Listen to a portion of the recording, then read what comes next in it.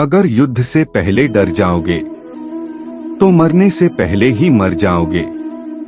मन अशांत है और नियंत्रित करना कठिन है, किंतु प्रयास करने से इसे शांत किया जा सकता है। जो मान और सम्मान में सम है, मित्र और बेरी के पक्ष में भी सम है, वह पुरुष गुणातीत कहा जाता है।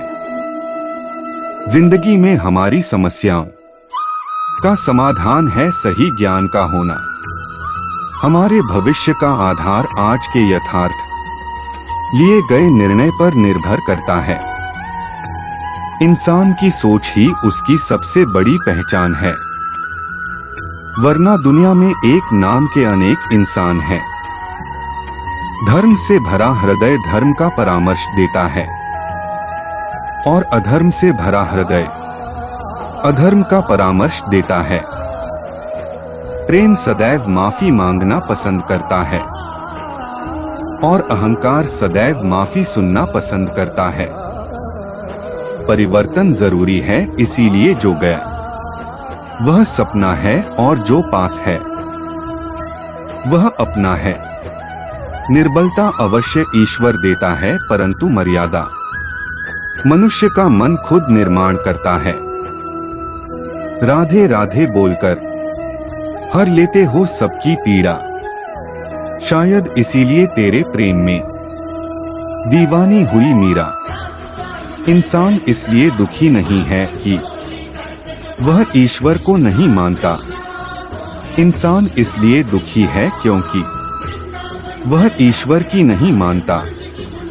जिसमें प्रेम हो वह हर रिश्ता एक बंधन है, वरना यूं ही नहीं राधे के साथ देवकी नंदन है। रिश्तों में अपेक्षा ही कमजोर बनाती है। अपेक्षा तो स्वयं मस्तिष्क में जन्म लेती है। व्यक्तित्व को बदलने से मन का विकार नहीं निकलता, इसलिए यदि कुछ बदलना है तो कर्म बदलो, विचार बदलो। संदेह की स्याही से संबंध के पृष्ठ पर कभी शुभ अंकित नहीं होता, इसलिए अपने मन के विचार और संबंधों का आधार दोनों ही शुभ रखें। गति के लिए चरणों पर ध्यान देना आवश्यक है, किंतु प्रगति के लिए सदैव आचरण पर ही ध्यान देना चाहिए। संदेह की स्याही से संबंध के पृष्ठ पर कभी शुभ अंकित नहीं होता, इसलिए अपने मन के विचार और संबंधों का आधार दोनों ही शुभ रखें।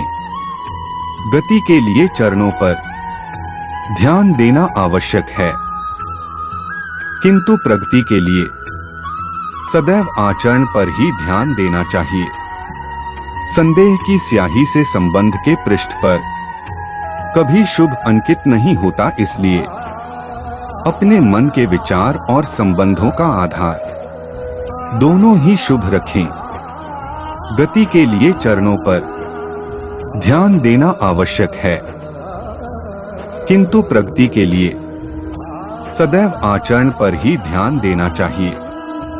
संदेह की स्याही से संबंध के पृष्ठ पर कभी शुभ अंकित नहीं होता, इसलिए अपने मन के विचार और संबंधों का आधार दोनों ही शुभ रखें।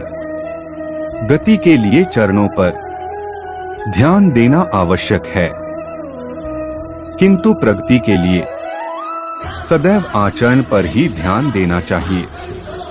जो मनुष्य मेरा स्मरण करने में अपना मन निरंतर लगाए रखता है एवं शांत भाव से मेरा ध्यान करता है, वो मुझे अवश्य ही प्राप्त करता है। अर्थात श्री कृष्ण जी कह रहे हैं कि जो व्यक्ति सच्चे मन से ईश्वर की पूजा करता है, ध्यान लगता है, उनकी स्मरण करता है, ईश्वर उसे अवश्य ही प्राप्त होते हैं एवं उन्हें इसका फल भी जरूर मिलता है। मन शरीर का हिस्सा है, सुख दुख का एहसास करना आत्मा का नहीं, शरीर का काम है। अर्थात भगवान श्री कृष्ण बतलाते हैं कि आत्मा अमर है, उसे सुख और दुख का एहसास नहीं होता है, बल्कि मन जो कि शरीर का हिस्सा है, उसे यह एहसास रहता है। अपना दर्द कान्हा से बांट लिया करो, फिर दर्द जाने, दवा जाने और कान्हा जाने। अर्थात अगर आप किसी तरह की परेशानी से गुजर रहे हैं तो अपने दुख ईश्वर के साथ बांटने से आपका मन काफी हल्का हो जाता है एवं आप अच्छा महसूस करते हैं। एक बुद्धिमान व्यक्ति न कभी जीवित के लिए शोक करता है और न ही मृत के लिए। अर्थात श्री कृष्ण जी के अनुसार जीवन मरण तो इस संसार का नियम है। ऐसे में हमें किसी के जन्म लेने या मरने से शोक नहीं मनाना चाहिए एवं उसके लिए ज्यादा दुखी नहीं होना चाहिए। मन शरीर का हिस्सा है, सुख दुख का एहसास करना आत्मा का नहीं, शरीर का काम है।